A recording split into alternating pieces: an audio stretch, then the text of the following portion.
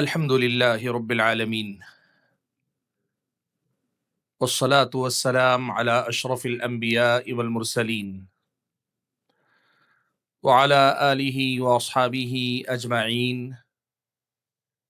ومن تبعهم بإحسان إلى يوم الدين. يا أيها الذين آمنوا اتقوا الله حق تقاته ولا تموتن إلا وأنتم مسلمون.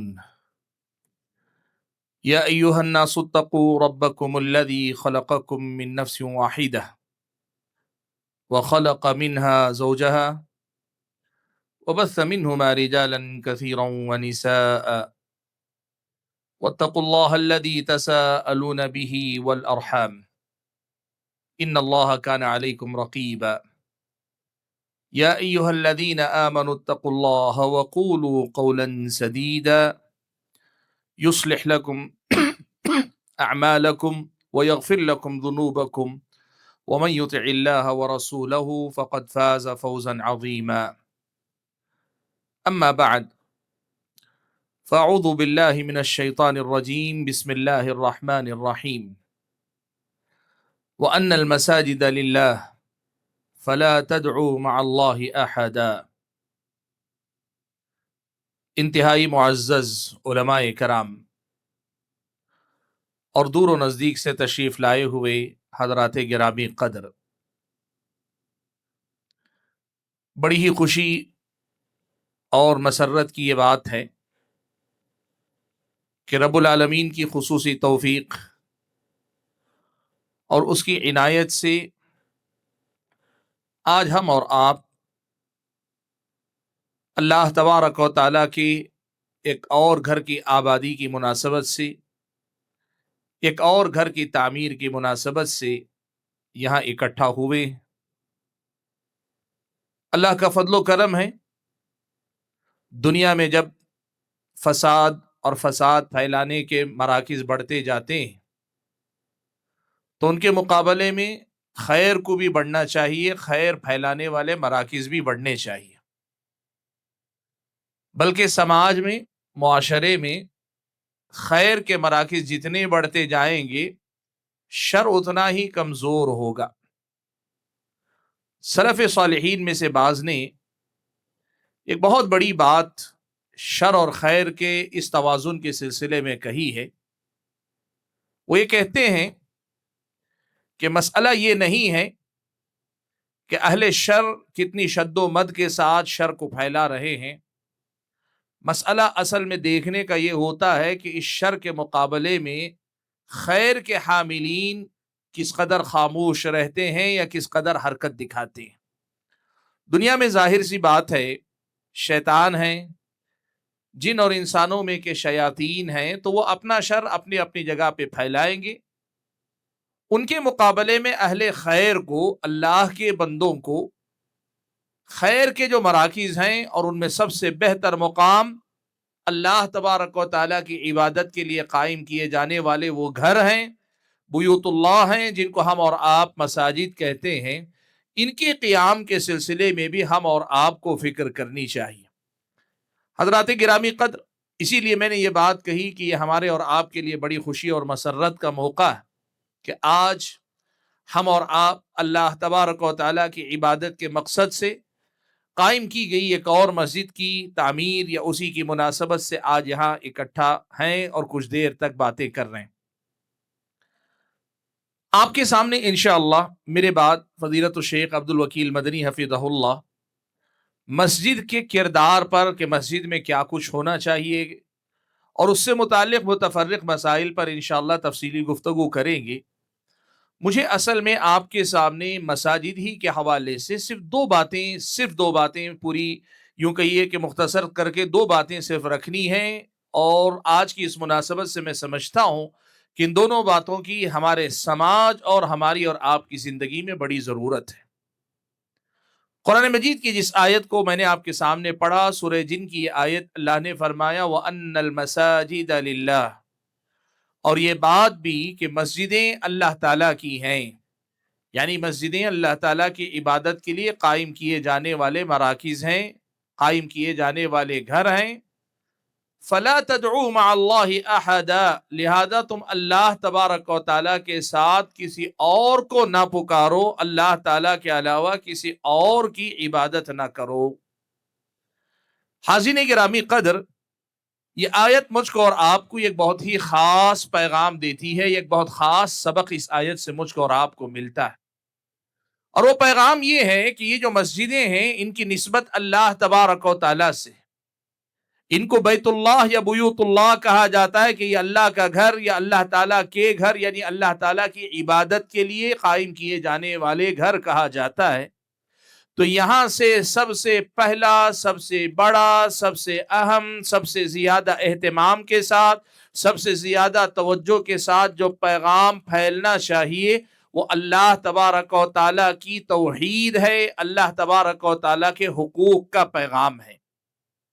मस्जिदें मस्जिदें होती हैं जब अल्लाह तबारक व तआला की तौहीद का पैगाम वहां से फैलता है। मुझे याद आता है मौलाना अब्दुल मतीन जूनागढ़ी, अब्दुल मतीन मेमन जूनागढ़ी रहमतुल्लाहि अलैह, आप में से बहुत सारे लोग मुतारफ हैं। मरकजी मस्जिद अहले हदीस चारमीनार में तकरीबन 35 साल तक उन्होंने मुसलसल जो खिदमत अंजाम दी। एक दिन नमाज इशा के बाद हम लोग बैठे दर्स में शरीक थे। कुरान की इसी आयत पर दर्स देते हुए जब आए वअन्नल मसाजिद लिल्लाह फला तदउ मा अल्लाहि अहदा, तो मौलाना ने एक बड़ी अहम बात कही, जिस मस्जिद में अल्लाह तबारक व तआला की तौहीद का पैगाम न सिखाया जाता हो वो अल्लाह ताला का घर ही नहीं, वो मस्जिद ही नहीं है। सुभान अल्लाह। बात असल में जो है वो समझने की ये है कि देखो, ये अल्लाह तबारक व तआला के घर हैं। इन घरों के कायम करने का असल मकसद लोग कहते हैं अल्लाह ताला की नमाज कायम करने के लिए कायम की जाती है। यकीनन ये कुरान और हदीस की बात है कि ये मस्जिदें अल्लाह ताला की इबादत के लिए कायम की जा रही है। लेकिन जो मसला है इसको समझिए, नमाज जिसे कहते हैं ये अल्लाह तबारक व तआला का एक हक है जो हम अदा कर रहे हैं। असल जो मस्जिद का मकसद है वो अल्लाह तबारक व तआला की जात और अल्लाह ताला की सिफात और अल्लाह तबारक व तआला के हुकूक से लोगों को वाकिफ करवाना। और उन हुकूक में से एक हक है नमाज। मस्जिदें सिर्फ नमाज के लिए नहीं कायम की जानी चाहिए, सिर्फ नमाज के लिए नहीं कायम की जाती। मस्जिदों के कायम करने का असल मकसद नमाज से आगे अल्लाह तबारक व तआला की तौहीद का ये मरकज होना चाहिए। अल्लाह तबारक व तआला की तौहीद का सबक यहाँ से पढ़ाया जाना चाहिए। बअल्फाज़े दीगर, जो बंदा अल्लाह तबारक व तआला के घर से जुड़े उसे सबसे पहले मुवहिद होना चाहिए, बाद में नमाजी होना चाहिए। बंदे को सबसे पहले अपनी तौहीद की फिक्र करनी चाहिए, उसके साथ नमाज की फिक्र करनी चाहिए। सुभान अल्लाह। आज हमारे समाज में ऐसे कितने सारे लोग आपको मिलेंगे जो नमाजी हैं लेकिन मुवहिद नहीं है।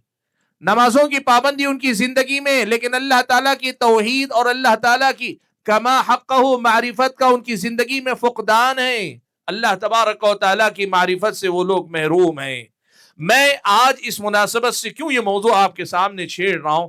भाइयों, हमारी और आपकी जो मसाजिद, खास तौर पे जो अहले हदीस मसाजिद कहलाती हैं, हमारी दावत का ये इम्तियाज है कि हमारी दावत असल में तौहीद की तरफ होती। रब्बुल आलमीन की तौहीद से लोगों को रोशनास कराना, मुतारफ करवाना, ये हमारी दावत का इम्तियाज है। इस दावत से निस्बत रखने वाली जब मस्जिद आप कायम कर रहे हैं तो फिर ये बात आपको यहाँ मेहनत करनी चाहिए कि यहाँ अल्लाह तबारक व तआला की तौहीद का तारुफ हो, तौहीद का पैगाम पहुंचे और अल्लाह तबारक व तआला के साथ किए जाने वाले शिर्क का इजाला होना चाहिए। लोगों के सामने शिर्क क्या है इसको जो है बताना चाहिए। ये हमारी और आपकी जिंदगी का मकसद होना चाहिए। भाइयों, ये बुनियादी बात अगर आपकी समझ में आ रही है तो इसी का एक जुज़इया, इसी का एक और पहलू मैं आपके सामने रखना चाहता हूं।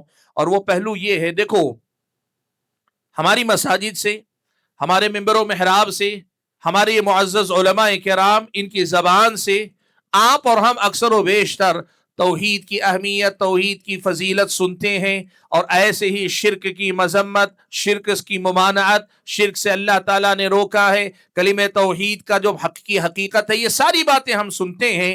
लेकिन एक पहलू ऐसा है जिसकी तरफ ज़रा ज़्यादा तवज्जो देने की ज़रूरत है, वो है रब्बुल आलमीन का तारुफ करवाना, जैसा कि तारुफ अल्लाह तबारक व तआला ने कुरान मजीद में खुद फरमाया है। آج میری ساری گفتگو کا سب سے اہم پہلو یہی ہے کہ جب یہ مساجد اللہ تبارک و تعالیٰ کی عبادت کے لیے قائم ہو رہی ہے تو پھر اللہ تبارک و تعالیٰ کا تعارف خوب اللہ تعالیٰ کا تعارف لوگوں کے سامنے کروانا چاہیے. کیسے کروانا چاہیے؟ جیسے قرآن میں آیات میں اللہ تعالیٰ نے اپنا تعارف کروایا، جیسے اللہ کے نبی نے اللہ تعالیٰ کا تعارف کروایا، قرآن مجید کی آیات اور احادیث کی روشنی میں رب العالمین کا مفصل تعارف کروانا چاہیے. بھائیو، اس سلسلے میں کچھ بنیادی باتیں میں آپ کے سامنے بتا دیتا ہوں. سب سے پہلی بات دیکھو، آج ہمارے بہت سارے وہ جو ہمارے اپنی مسلم کمیونٹی یا ہمارے مسلم سماج کا حصہ مانے جاتے لوگ ہیں، بہت سارے مسلمان ہیں جو کلمہ گو ہیں، کلمہ پڑھتے ہیں. آپ اگر دیکھیے اس کے سامنے کوئی آدمی اللہ تعالیٰ کی شان میں کوئی گستاخی کر جائے، اسے غصہ آتا بھی ہے، کبھی نہیں بھی آتا. لیکن وہی کسی اولیاء کرام میں سے کسی کی اگر کوئی آدمی توہین کر دے، وہ مرنے مارنے پہ اتر آتا ہے، مرنے مارنے پہ اتر آتا ہے. کیوں؟ اس لیے کہ اس کے سامنے اولیاء کرام کے تعارف کے نام پر، ان کی کرامتوں کے نام پر، ان کے مقامات کے نام پر اور اللہ تعالیٰ کے پاس ان کے مقام کے نام پر اتنا بولا گیا، اتنا بولا گیا، اتنا بولا گیا ہے کہ اب وہ بندہ اولیاء کرام کا نام سنتے ہی ایک دم جوش میں آتا ہے، اس کا ایمان ایک دم تازہ ہونے لگتا ہے، یا جسے وہ ایمان مانتا ہے اس میں وہ بہت زیادہ متحرک ہونے لگتا ہے. کیوں؟ اس لیے کہ اولیاء کا تذکرہ صبح و شام سنتا ہے اور وہی رب العالمین کے بارے میں سنتا ہے، وہ حرکت اسے اپنے اندر محسوس نہیں ہوتی. کیوں معلوم ہے؟ اس لیے کہ اللہ تبارک و تعالیٰ پر ایمان ہے، لیکن اللہ تعالیٰ کے بارے میں وہ جانکاری، وہ تفصیلات اس نے نہیں حاصل کی جو قرآن و سنت میں بتائی گئی. قرآن و سنت میں اللہ تعالیٰ نے اپنا جو تعارف کروایا، اس تعارف سے اس نے واقعی نہیں حاصل کی. میں بہت آسان الفاظ میں آپ سے کہوں، سورہ اخلاص قرآن مجید کی ایک ایسی سورت جو تقریباً ہر مسلمان بچے کو یاد رہتی ہے، لیکن اس سورت کا ترجمہ بہت کم لوگ جانتے ہیں. اور اگر کوئی اللہ تعالیٰ کا بندہ یا بندی ایسے ہو جو اس کا ترجمہ جانتے ہو، تو ترجمے سے آگے جو اس تعارف پر، اس میں جو اللہ تعالیٰ کا تفصیلی تعارف ہے، کیا بتایا گیا، اللہ تعالیٰ نے اپنے بارے میں کیا کہا، اس کے بارے میں کوئی جاننے والے بہت تھوڑے ہم اور آپ کو ملیں گے. بھائیو، میں جو بات آپ کے سامنے کہنا چاہ رہا ہوں وہ یہ کہ اصل میں دیکھیے، رب العالمین سے کما حقہ محبت، رب العالمین سے کما حقہ خوف اور رب العالمین سے کما حقہ امیدیں باندھنا، یہ اصل میں ایمان کی معراج اور کمال ہے. اور اگر ہم اور آپ اس مقام پر پہنچنا چاہتے ہیں تو پھر اللہ تبارک و تعالیٰ کی معرفت، اللہ تبارک و تعالیٰ کی پہچان اور اللہ تبارک و تعالیٰ کا تعارف، اللہ تعالیٰ کے بارے میں جانکاری، اس کا بنیادی راستہ ہے. اگر یہ ہم نے نہیں طے کیا، ہماری زندگیاں گزریں گی لیکن ایمان کبھی گہرا نہیں ہوگا، مضبوط نہیں ہوگا، اس کی جڑیں کبھی مضبوط نہیں ہو پائیں گی. میری اور آپ کی زندگی میں ایک بہت بڑا خلا ہے یہ.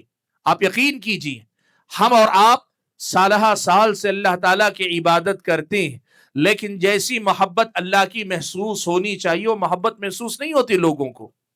ہم سالہ سال سے اللہ تعالیٰ کی عبادت کر رہے ہیں، لیکن اللہ تبارک و تعالیٰ کا خوف جیسا ہمارے دل میں پیدا ہونا چاہیے وہ نہیں ہو پاتا ہے. ہم سالہ سال سے اللہ تعالیٰ کی عبادتیں کر رہے ہیں، لیکن امید کا جیسا رشتہ رب العالمین سے جوڑنا چاہیے ویسا رشتہ شاید ہمارے دل و دماغ میں نہیں بن پا رہا ہے. وجہ کیا ہے؟ اللہ تبارک و تعالیٰ کو ہم نے کما حقہ نہیں پہچانا. اسی لیے آپ دیکھیے، اللہ تبارک و تعالیٰ نے شرک کا جہاں تذکرہ کیا، ان میں سے ایک بڑا اہم مقام ہے جہاں اللہ تعالیٰ نے مثال بیان کی. اللہ تعالیٰ نے ایک مثال یہ بیان کی کہ جو شرک کرنے والا اور جس کو اللہ کے ساتھ شریک ٹھہرایا جا رہا ہے، ان کی مثال ایک مکھی کی ہے اور بت کی. بت کے سامنے اگر تم کھانا رکھے ہو وہ کھاتے بھی نہیں، اور نہ خود یہ کہ کھانا تو دور کی بات، ایک مکھی آ کر وہاں سے کچھ اٹھا لے جائے اس سے بچاتے بھی نہیں. شرک کا سارا منظر اللہ تعالیٰ نے بیان کیا، اور بیان کرنے کے بعد اللہ تبارک و تعالیٰ نے کہا ضعف الطالب والمطلوب، یہ عبادت کرنے والا بھی کمزور ہے اور جس کی عبادت کر رہا ہے وہ بھی کمزور ہے. یا پھر یہ کہ یہ بت بھی کمزور ہے، یہ مکھی بھی کمزور ہے، سب کمزور ہیں، لیکن پھر بھی انسان ان کے پیچھے دیوانہ وار عبادت میں لگا ہوا ہے. یہ بتانے کے بعد اللہ تعالیٰ نے قرآن کی فوری آیت میں کیا کہا معلوم ہے؟ اللہ نے کہا ما قدر اللہ حق قدری، حق تو یہ ہے کہ ان ظالموں نے اللہ تعالیٰ کی جیسی قدر کرنی چاہیے ویسی قدر نہیں کی. کیوں؟ پہچانا ہی نہیں، جانا ہی نہیں اللہ تبارک و تعالیٰ کو، تو پھر کیسے وہ اللہ تبارک و تعالیٰ کی قدر کر پائیں گے؟ بھائیو آپ یقین کرو، اگر اللہ تبارک و تعالیٰ کی معرفت، اللہ تبارک و تعالیٰ کی ذات، اللہ تبارک و تعالیٰ کی صفات، اللہ تعالیٰ کے اسماء حسنہ اور اللہ تبارک و تعالیٰ کے ایک ایک نام کے اندر جو گہرائی ہے، جو گیرائی ہے، جو باریکیاں ہیں، اگر یہ تعارف ہمارے اور آپ کے سامنے کما حق ہونے لگے گا نا، شرک خود بخود دلوں سے نکلتا چلا جائے گا. نفرت ہو جائے گی آدمی کو. کوئی آدمی شرک نہیں کر پائے گا اگر اللہ تعالیٰ کی معرفت کما حق اس کے اندر آ جائے. مسئلہ ہمارا اور آپ کا یہ کہ مسجدیں ہیں اور مسجدوں سے مجمل یہ پیغام کہ اللہ تعالیٰ کی توحید یہ ایمان کی بنیاد ہے، شرک اسلامی شریعت کی نظر میں سب سے بڑا گناہ ہے. یہ ساری چیزیں تو ہم کہتے ہیں، لیکن شاید اللہ تبارک و تعالیٰ کے تفصیلی تعارف کی طرف ہم نے توجہ نہیں دی. سبحان اللہ. آپ جانتے ہیں سورہ اخلاص کو اللہ تبارک و تعالیٰ نے ثلث القرآن کہا. اللہ کے نبی کی زبانی قرآن کے 1/3 حصے کی یہ برابری کرتا ہے. ایک ثلث کی برابری، ایک تہائی قرآن کی برابری کرنے والی یہ سورت ہے 2 سطر 3 سطر کی آیتیں، 3 سطر کی سورت، لیکن اللہ نے کہا یہ پورے قرآن کا 1/3 حصہ ہے. کیوں؟ اللہ تبارک و تعالیٰ کے تعارف پر مشتمل ہے. پیارے نبی صلی اللہ علیہ وسلم نے حضرت ابی ابن کعب رضی اللہ تعالیٰ عنہ سے پوچھا تھا مسجد سے نکلتے ہوئے کہ ایو آیت معک من القرآن اعظم، اے ابی تمہارے ساتھ جو قرآن ہے، یعنی جو قرآن تمہیں یاد ہے، اس میں سب سے زیادہ فضیلت والی آیت کون سی ہے؟ تو انہوں نے کہا اللہ کے نبی آیت الکرسی. تو اللہ کے نبی نے کہا یہ علم تمہیں مبارک ہو. سوال یہ پیدا ہوتا ہے کہ حضرت ابی ابن کعب کو یہ کیسے پتا چل گیا کہ قرآن کی سب سے عظمت والی آیت ہے؟ اصل میں مسئلہ یہ تھا کہ اللہ تعالیٰ نے جو علم حضرت ابی ابن کعب کو دیا تھا، اس علم کی روشنی میں وہ یہ سمجھتے تھے کہ آیت الکرسی از اول تا ابتدا رب العالمین کا تعارف ہی تعارف ہے، اللہ تعالیٰ کے بارے میں لوگوں کو واقف کروانا ہے.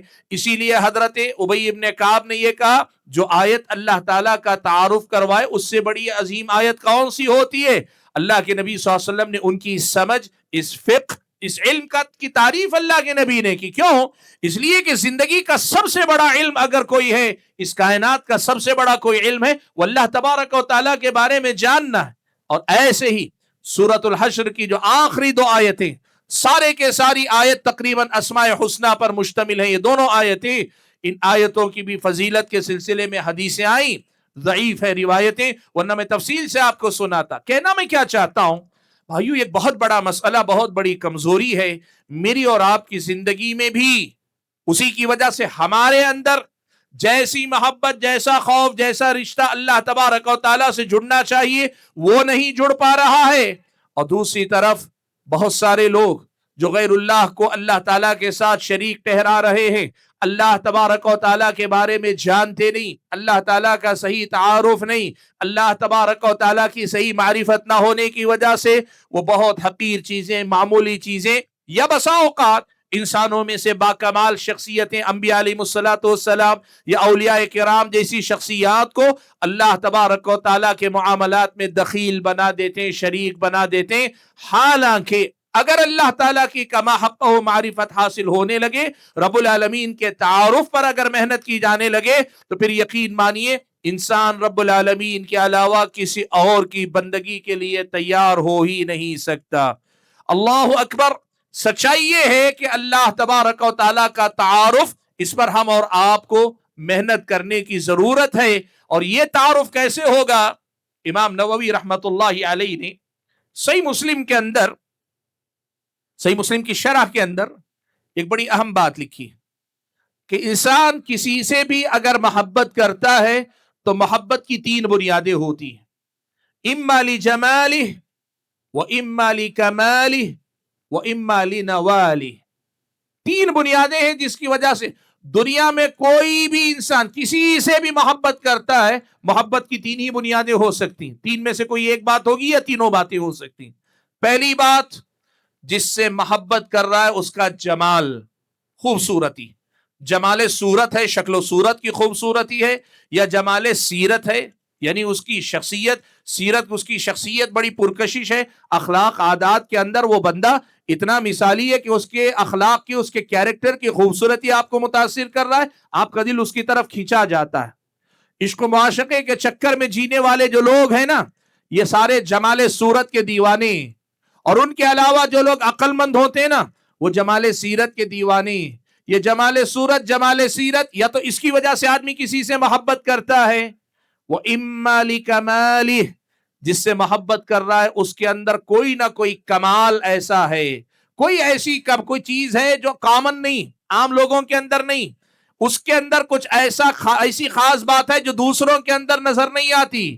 آج جو فین فالوئنگ کا جو کانسیپٹ ہے نا، کرکٹ کے فین، فٹ بال کے فین، فلمی دنیا کے فین، سیاست کے میدان کے فین، یا پھر یہ کہ بزنس کی دنیا کے بڑے بڑے ٹائکون ہیں ان کے فین، اصل میں کیا ہے، لوگوں کو یہ لگتا ہے کہ یہ ایسا آدمی اس جیسا کھلاڑی نہیں ہے، اس جیسا ایکٹر نہیں، اس جیسا فلاں نہیں۔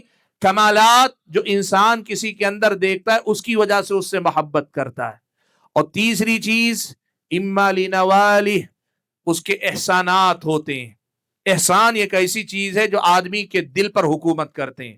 عربی شاعر نے کہا احسن الی الناس تستعبد قلوبهم فطالما استعبد الانسان احسان، کہتا ہے لوگوں کے ساتھ حسن سلوک کیا کرو، اس لیے کہ احسان لوگوں کے دلوں پر اپنا سکہ بٹھا دیتا ہے، لوگ تمہارے غلام ہو جاتے ہیں اگر وہ تمہارے زیر بار احسان آتے ہیں۔ حضرات گرامی قدر، یہ تینوں باتیں کیسی ہے معلوم آپ کو؟ بے اختیار آدمی کا دل اس کی طرف کھینچا جاتا ہے۔ کوئی کسی صورت دیکھ لیتا ہے تو آدمی کو سمجھ میں نہیں آتا کیسے وہ اس کا دیوانہ ہو گیا، کسی کی شخصیت سے متاثر ہو گیا، اس کے اخلاق کردار سے آدمی کو سمجھ میں نہیں آتا آخر کیوں میرا دل اسے اتنی زیادہ چاہت محسوس کرتا ہے۔ اور اگر آدمی کسی کا فین ہو جائے تو یہ سمجھ میں نہیں آتا کہ بھائی بہت سارے ہیں لیکن اس کا کھیل یا اس کا کمال، اس کا کردار ایسا کہ جس میدان میں اس نے مہارت حاصل کی ایسی، بے اختیار میرا دل اس کے ساتھ جڑ جاتا ہے۔ اور احسان کرنے والے کے ساتھ تو دل ویسے ہی جھکا جھکا سا رہتا ہے۔ حضرات گرامی قدر، اس کی روشنی میں جو بات میں بتانا چاہتا ہوں، اللہ تعالیٰ کا تعارف بھی کچھ ایسے ہی کروائیے۔ اللہ کے اسماء حسنی، صفات علیہ کے ذریعے اللہ تبارک و تعالیٰ کا جمال یعنی خوبصورتی، اور اللہ تبارک و تعالیٰ کے افعال کے ذریعے اللہ تبارک و تعالیٰ کا کمال، اور اللہ تبارک و تعالیٰ کا نوال یعنی اللہ تعالیٰ کے احسانات کا اتنا تذکرہ کیجیے، اتنا مفصل ذکر کیجیے، لوگ بے ساختہ اللہ تبارک و تعالیٰ سے محبت کرنے والے ہو جائیں۔ وہ اگر توحید پر ہیں تب بھی یہ تعارف اللہ تبارک و تعالیٰ سے ان کے رشتے کو بے انتہا مضبوط کرے گا۔ اور اگر وہ بندہ اللہ نہ کرے، غافل ہے، اللہ سے دور ہے، شرک میں مبتلا ہے، غیر اللہ میں سے مختلف کا دل دادا ہے، دیوانہ ہے، بے اختیار وہ اللہ تعالیٰ کے سامنے سب کو معمولی سمجھے گا، سب کو حقیر سمجھ کر، یا کم سے کم اگر معزز ہستیاں ہیں، انبیاء ہیں، بزرگان دین ہیں، تو کم سے کم یہ کہ یہ محترم ہیں لیکن اللہ تبارک و تعالیٰ کے حقوق میں حصے دار نہیں ہو سکتے، یہ سمجھ کر بندہ خود بخود اس طرف آ جائے گا۔ میں کہنا کیا چاہتا ہوں، وَأَنَّ الْمَسَاجِدَ لِلَّهِ، مسجدیں اللہ تبارک و تعالیٰ کے لیے ہیں۔ یہاں سے اللہ تبارک و تعالیٰ کا مسلسل تعارف ہوتے رہنا چاہیے، اور اگر یہ مسلسل تعارف کا سلسلہ چلتا رہا، یقین مانیے دنیا بدل جائے گی، سارا ماحول بدل جائے گا۔ اللہ کے نبی صلی اللہ علیہ وسلم نے مکی زندگی میں جتنی مکی صورتیں اتاری گئی ان میں انہی بنیادوں پہ اللہ کے نبی نے کام کیا، توحید، رسالت، آخرت پہ اصل اللہ کے نبی نے کام کیا۔ اور اسی لیے آپ دیکھیے صحابہ نے اللہ تبارک و تعالیٰ کی معرفت حاصل کر لی، تو پھر اس کے بعد صحابہ کرام رضوان اللہ تعالیٰ علیہم اجمعین میں سے کوئی کبھی غیر اللہ کی طرف پلٹ کر نہ جا سکا۔ کیوں؟ اس لیے کہ ایک مرتبہ اللہ کی کما حقہ معرفت، یا کم سے کم اس کا کچھ حصہ ہمارے دل و دماغ میں گھر کر جائے تو کوئی پھر اس جگہ پہ آ کر نہیں بیٹھ سکتا، یا کوئی وہ مقام نہیں لے سکتا۔ اصل میں اس پہلو پر محنت کرنے کی بڑی ضرورت ہے۔ حضرات گرامی قدر، دوسری بات جو میں آپ کے سامنے کہنا چاہ رہا ہوں، میں نے کہا دو ہی باتیں آپ کے سامنے کہہ رہا ہوں۔ پہلی بات ہے اللہ تبارک و تعالیٰ کے تعارف پر محنت کی جائے، مسجدوں سے اللہ تبارک و تعالیٰ کا مفصل ایسے تعارف کیا جائے کہ بے اختیار لوگ اللہ سے محبت کرنے والے، ڈرنے والے، اللہ سے امیدیں قائم کرنے والے بن جائیں۔ اور دوسری بات جو آپ کے سامنے کہنا چاہتا ہوں، इंशाअल्लाह मेरे बाद जो खिताब होगा उसमें आपको तफसील मिलेगी। मैं सिर्फ एक जुमले में बात खत्म करूं, वो बात यह है कि देखो, मस्जिदों से ताल्लुक मजबूत करो, इसलिए कि ये अल्लाह ताला से ताल्लुक मजबूत करने का सबसे बेहतरीन जरिया बन जाते हैं। आदमी अल्लाह की मारिफत के जरिए अल्लाह ताला से जुड़ता है, लेकिन इसके लिए ईमान मजबूत चाहिए कि मानवी सहारों से आदमी आगे बढ़े। ज्यादातर आदमी जाहिरी सहारे चाहता है अपनी जिंदगी में, जाहिरी सहारे। अगर अल्लाह तबारक व तआला से ताल्लुक मजबूत करने के लिए हमें कोई जाहिरी सहारा चाहिए, उसका सबसे बेहतरीन जरिया अल्लाह तबारक व तआला के घर है। आपका मेरा दिल अगर मस्जिदों से जुड़ा रहा, हम और आप अगर मस्जिदों से जुड़े रहे, तो फिर आप यकीन कीजिए हमारा और आपका अल्लाह तबारक व तआला से ताल्लुक मजबूत होने लगेगा। इसीलिए आप देखिए अल्लाह के नबी सल्लल्लाहु अलैहि वसल्लम ने जब जिक्र किया कि 7 खुशकिस्मत लोग जिन्हें अल्लाह ताला अर्श के साए तले जगह देगा, उसमें अल्लाह के नबी ने फरमाया वरजुलुन क़ल्बुहु मुअल्लक़ुन बिल मसाजिद, वो आदमी जिसका दिल मस्जिदों में अटका रहे, मस्जिदों से जुड़ा रहे। अहले इल्म ने कहा एक नमाज पढ़ कर जाता है तो इंतजार में रहता है कि दूसरी नमाज का वक्त कब आएगा। सुभान अल्लाह। आप अगर देखेंगे सलफ सालिहीन की सीरतें, सहाबा के जमाने में, आपको मालूम है, मैंने जैसे कहा तफसीली खिताब होगा इसलिए मैं तफसील में जाना नहीं चाहता, लेकिन सिर्फ इशारा दे दूं।